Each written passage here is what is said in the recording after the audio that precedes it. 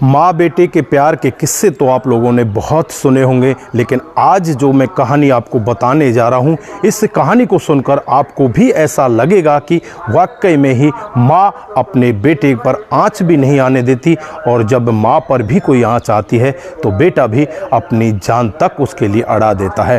दोस्तों, आज की पूरी कहानी आपको भी ज़रूर सुननी चाहिए, क्योंकि ये माँ बेटे के ऐसे प्यार की कहानी है जो आज तक शायद ही किसी के साथ में घटी हो। आइए दोस्तों, जानते हैं पूरी कहानी के बारे में। दोस्तों, कहानी में आगे बढ़ने से पहले हमारी वही रिक्वेस्ट कि जो हमारे चैनल के साथ नए हैं, कृपया करके चैनल को फॉलो कर लें, बेल आइकन को ज़रूर प्रेस करें। नमस्कार, जय हिंद। आप देख रहे हैं APH न्यूज़ राहुल रावत के साथ। तो दोस्तों, आज की जो हकीकत की घटना आप लोगों को बताने जा रहा हूँ, ये महाराष्ट्र के पुणे की हकीकत की घटना है। यहाँ पर गंगा देई नाम की एक महिला, जिसकी उम्र लगभग 32 साल होती है, उसके पास उसका एक बेटा होता है जिसकी उम्र 4 साल होती है।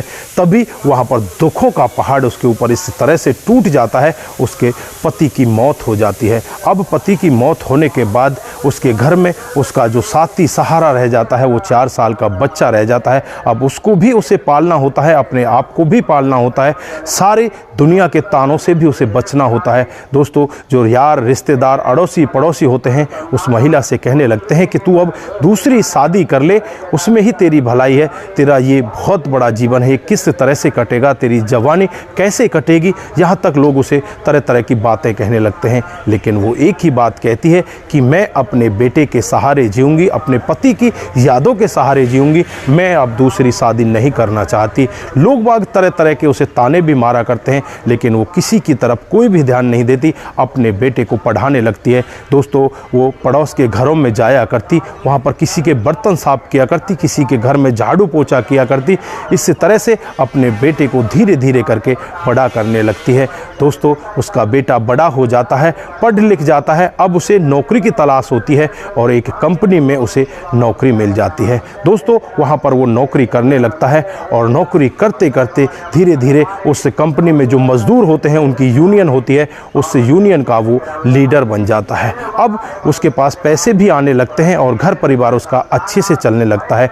एक दिन का वाक़या होता है जब उसकी माँ रात को सो रही होती है। उसकी उम्र उस समय लगभग 44 से 45 साल हो जाती है। अब माँ सो रही होती है और सोते सोते अचानक ही उसका एक हाथ और एक पैर बिल्कुल पैरालाइज हो जाता है। अब वो एकदम खाट पर टिक जाती है, ना तो उसकी एक साइड चल रही होती है। अब बेटे को बहुत ज़्यादा बुरा लगता है। बेटा आनन फानन में ही उसे हॉस्पिटल लेकर जाता है, वहाँ पर उसका इलाज करवाता है। कई दिन हॉस्पिटल में एडमिट रहने के बाद डॉक्टर साहब उसे डिस्चार्ज कर देते हैं, और डिस्चार्ज के बाद जब माँ को लेकर बेटा अपने घर आ जाता है तो माँ की सेवा करने लगता है और कहता है कि माँ, अब मैं नौकरी नहीं जाऊँगा, मैं तेरी ही सेवा करूँगा। तो यहाँ पर माँ कहने लगती है कि बेटा ऐसा नहीं, तुझे ऐसा नहीं करना चाहिए, तू अब ऐसा कर ले, अगर तू मेरी सेवा करना ही चाहता है तो मेरे लिए बहू ला दे, मेरी बहू मेरी सेवा करेगी। तो यहाँ पर बेटा भी तैयार हो जाता है, और जो यहाँ पर उस कंपनी में एक महिला काम किया करती है, जो इसकी मैनेजर होती है, वहाँ पर जो वर्करों की देखरेख किया करती है, उनकी सैलरी बनाया करती है, इस तरह के उसके पास काफ़ी सारे काम होते हैं। ऑफिस में जो और भी बड़े बड़े काम होते हैं, सब की देखरेख वही किया करती है। ज़्यादातर बोले तो एक तरह से हॉलसोल वो महिला ही वहाँ पर होती है। अब उसके साथ यहाँ पर इस लड़के की बातचीत होने लगती है, और बातचीत इस तरह से आगे बढ़ जाती हैं, वो दोनों एक दूसरे को प्यार करने लगते हैं। दोस्तों, फिर दोनों आपस में शादी करने का निर्णय लेते हैं, और दोनों कहते हैं कि ठीक है, हम दोनों आपस में शादी कर लेते हैं। दोस्तों, माँ को भी वो लड़की दिखाई जाती है, तो माँ भी बड़ी खुश होती है। देखने में वो लड़की बहुत ही ज़्यादा सुंदर होती है। उस लड़की के घर वालों से भी बातचीत की जाती है, तो सभी लोग मिलकर एक डेट निश्चित कर देते हैं और दोनों की आपस में शादी हो जाती है। दोस्तों, शादी होने के बाद वो लड़की दुल्हन बनकर अपने ससुराल में पहुंच जाती है, लेकिन वो कंपनी में मैनेजर होती है, वहाँ पर उसके नौकर होते हैं, प्यून उन्हें पानी देने के लिए आता है, लेकिन यहाँ पर उसे पानी देने के लिए कौन आए, यहाँ पर तो उसे उल्टी अपनी सास की सेवा करनी होती है, क्योंकि खुद जो उसका पति होता है वो अपनी माँ की सेवा लगातार किया करता है। दोस्तों, अब वो झल्लाने लगती है और कहने लगती है कि मैं कहाँ तक इसकी सेवा करूँगी, मैं तो अलग होना चाहती हूँ, अगर तुम मेरे साथ में रहना चाहते हो तो मेरे घर पर जाकर रहो, मैं यहाँ पर नहीं रहना चाहती। लेकिन जो यहाँ पर लड़का होता है वो साफ मना कर देता है कि मैं अपनी माँ को छोड़कर नहीं नहीं जा सकता।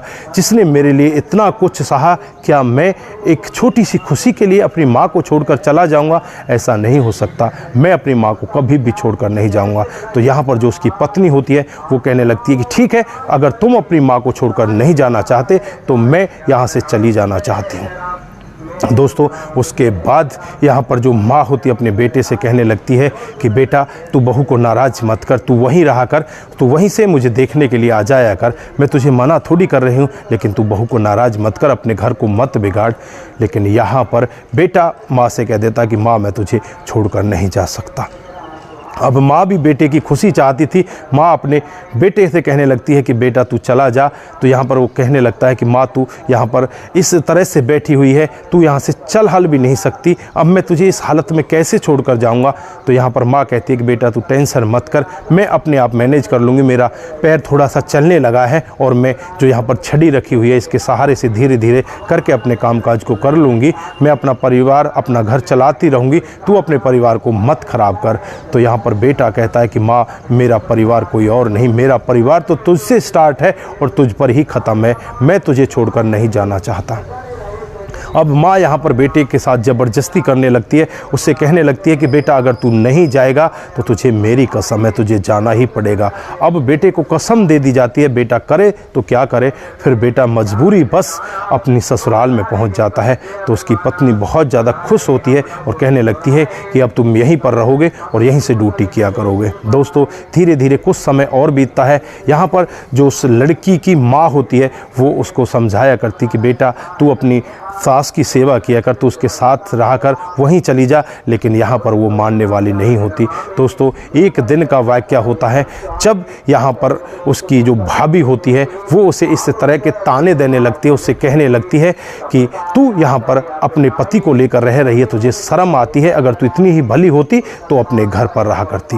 भाभी के साथ उसकी काफ़ी सारी लड़ाई हो जाती है। लड़ाई होने के बाद दोनों आपस में इस तरह से एक दूसरे से बातचीत करना बंद कर देती हैं और अलग अलग चुपचाप रहने लगती हैं। जो उनका हंसी खुशी जीवन था अब यहाँ पर बिगड़ने लगता है, क्योंकि भाभी उसे हर रोज़ ताना मारा करती। वहाँ से जब भी भाभी निकलती तो बस यही कहा करती, अगर ऐसी भली होती तो अपने घर पर रहती।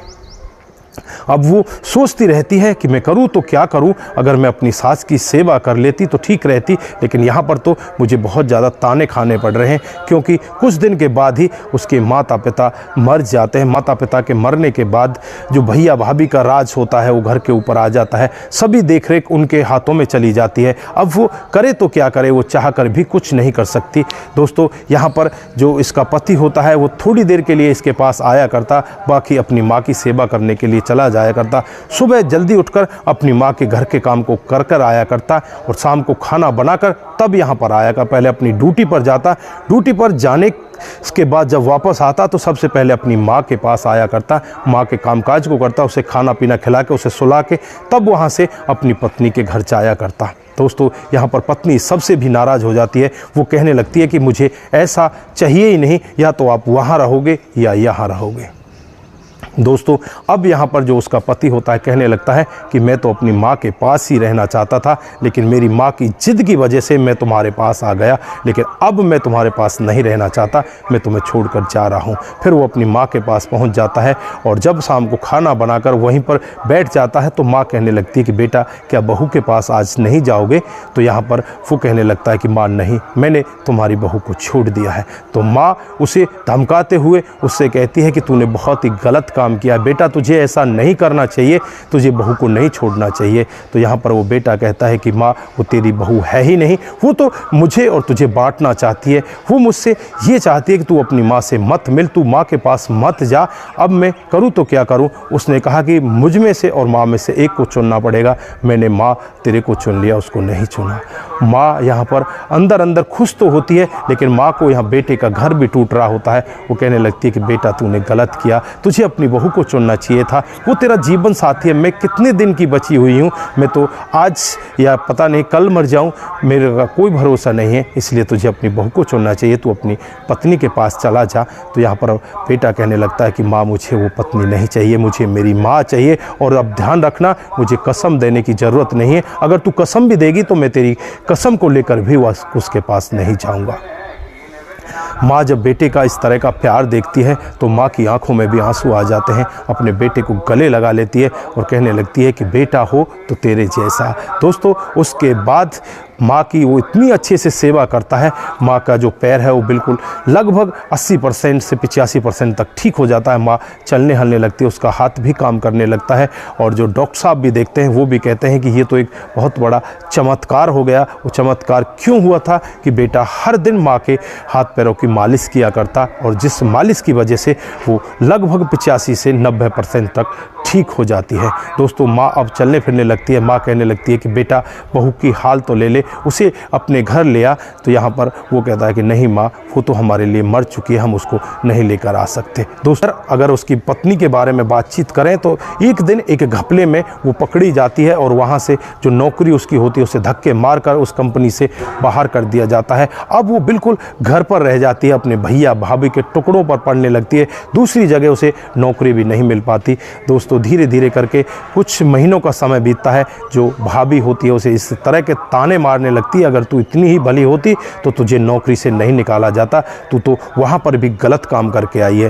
दोस्तों इस तरह से टूट जाती है और एक दिन ऐसा निर्णय लेती है, अपने भाभी और भैया के घर को छोड़कर वो वहाँ से चलने लगती है। और दोस्तों एक भिखारियों की लाइन में मंदिर के सामने जाकर बैठ जाती है। और वहाँ पर जब उसका पति अपनी माँ को लेकर आता है, क्योंकि माँ वहाँ पर ठीक हो गई थी, उसने मन्नत मांगी थी कि माँ जब तू ठीक हो जाएगी तब मैं यहाँ पर प्रसाद बांटूंगा, लोगों को इस तरह से भोजन कराऊंगा। तो दोस्तों यहाँ पर वो पूजा पाठ करने के बाद जब लोगों को भोजन करा रहे होते हैं तो लड़के की नज़र सामने एक महिला पर पड़ती है। वो महिला इतनी दुबली पतली हो चुकी होती है, वो महिला कोई और नहीं होती, इसकी खुद की पत्नी होती है जो इससे अलग रहने लगी थी। दोस्तों जब उस पत्नी को ये इस तरह की हाल में देखता है, माँ वहाँ पर खड़ी होती है। माँ कहने लगती है कि ये तो हमारे बेटे की बहू है, ये यहाँ पर कैसे हाल में हो गई, ये तो बहुत ज़्यादा घमंडी थी, बहुत पैसे वाली थी, इसके पास तो बहुत ज़्यादा पैसा था, ये तो मैनेजर थी, लेकिन आज इसकी हालत ऐसी कैसे हो गई है।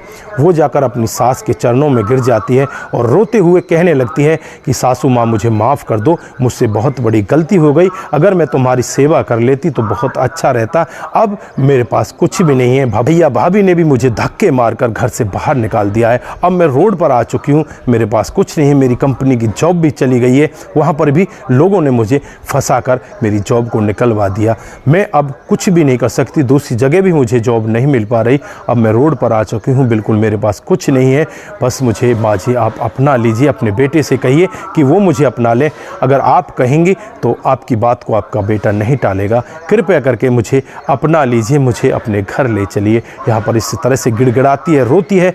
माँ को भी यहाँ पर दर्द आ जाता है। माँ उससे कहने लगती है कि ठीक है मैं बेटे से बात करती हूँ। बेटे को अपने पास बुलाती है और कहती है कि ये बहू हमारे घर आना चाहती है। तो बेटा कहता है कि मैं तो इसको पहले भी अपने घर ही लाना चाहता था, लेकिन इसका जो रवैया था ये मेरे से कहती थी कि तुझे घर जमाई बनकर रहना पड़ेगा, तुझे मेरे साथ ही रहना पड़ेगा, तुझे माँ और मुझ में से एक को अपनाना पड़ेगा। तो मैंने अपनी माँ को ले लिया, मैं इसके साथ नहीं चला।